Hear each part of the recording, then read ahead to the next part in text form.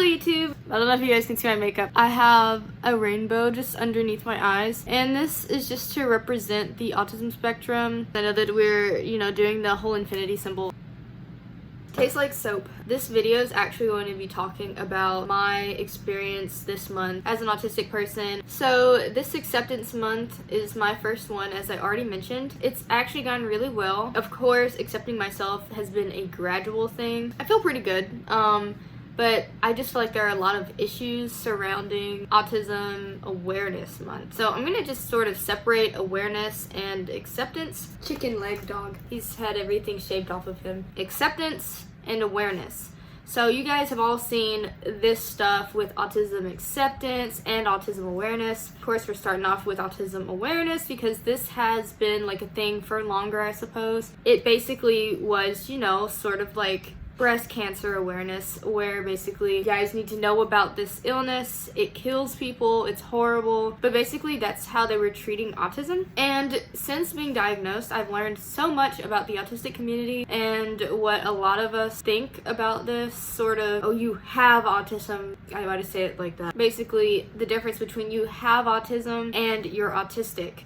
One is definitely a lot more positive, but with the autism awareness thing, it does sort of put autism in this sort of category as like a disease, or this thing that you really don't want, like cancer. Trying to think of another.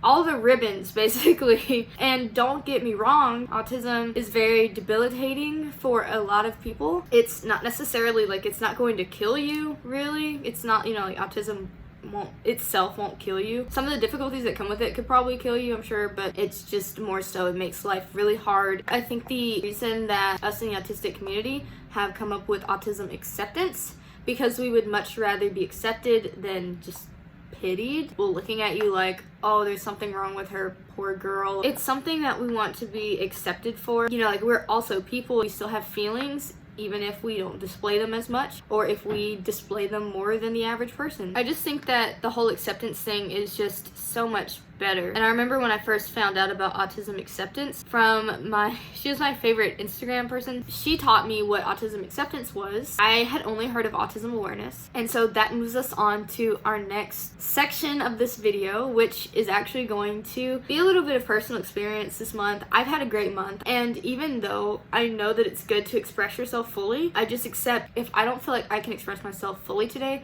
that's okay. I'm not gonna push myself just because my goal is to express myself fully, which I think is very important. I think we put so much pressure on ourselves in so many different ways. Even if you have a goal, don't push yourself so far out of your comfort zone that it debilitates you. So this is going to be about how some neurotypical people might feel about autism. This part is actually pretty interesting. I'm going to be very careful with how I speak about it. This one is actually going to be a little bit of a story, and I'm going to just reflect on it. I work at a job who takes donations from a company or an organization, I suppose, that does autism research, I suppose. And essentially this organization is just not well respected by a lot of autistics, but essentially my job takes up donations for this, and we're supposed to ask and get donations, and we're supposed to meet a certain goal every day. So I had to work at the registers. I only did this for one day, and I did not want to do this, but I decided, why don't I just do like a little inner survey? I did not donate to this organization. I had to ask. Yeah, it was absolutely required because managers were around. I decided to sort of spin this around in my head so that I don't feel so guilty about asking for these donations. And I said, okay, I'm gonna do this. I'm gonna talk about it on the channel and sort of engage with you guys and see what you think about this. We're taking donations for this organization. I asked every customer because I wanted everything to be impartial. I wanted to just, I asked everyone the same way, in the same ecstatic way that I would, because customer service me is very polite and energetic. You would be surprised, when we did donations for a diabetes organization, we did not get nearly as many donations. Diabetes is an actual disease that can cause, circulation issues. You could have, your limbs amputated because of diabetes. It makes you very, very sick. if you have type 1 or type 2. And so for autism, we're making, I'm pretty sure we made more money from the autism donations. I noticed that a lot more people were saying yes to me. They were donating larger amounts per customer.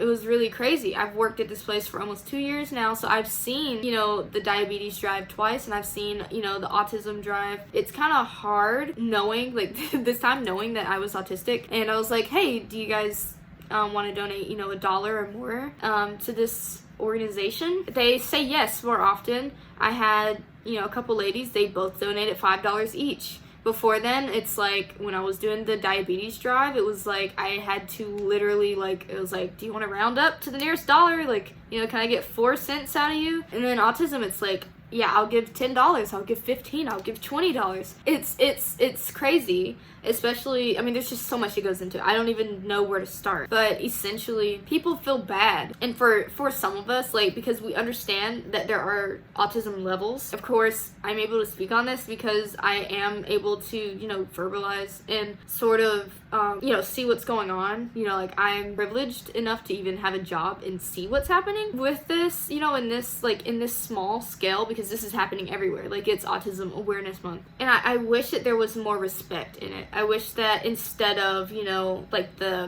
it's almost like they think I've got to donate to this because these people are just, it's just so horrible. I just feel so bad for you. When it's in person, there's very little support. Like, there could be someone who's having a meltdown in Walmart, and people just aren't as patient when it's there, when it's actually in front of them.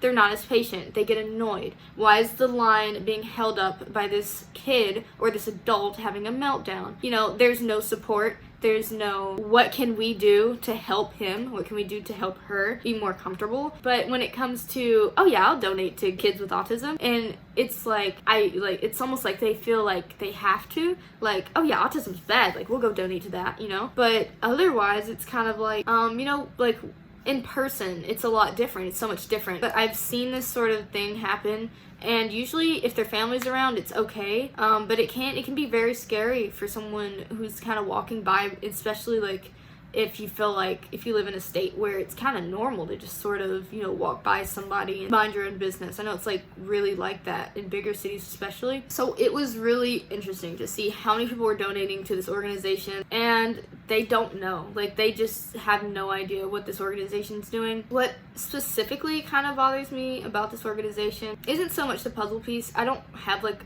a problem so much with the puzzle piece. I think that they just exploit it, and they know that they can, you know, exploit people who are affected by autism in some way, and just sort of push that agenda, and they just make so much money off of it. They just make so much money off of it, and I think that that's sad.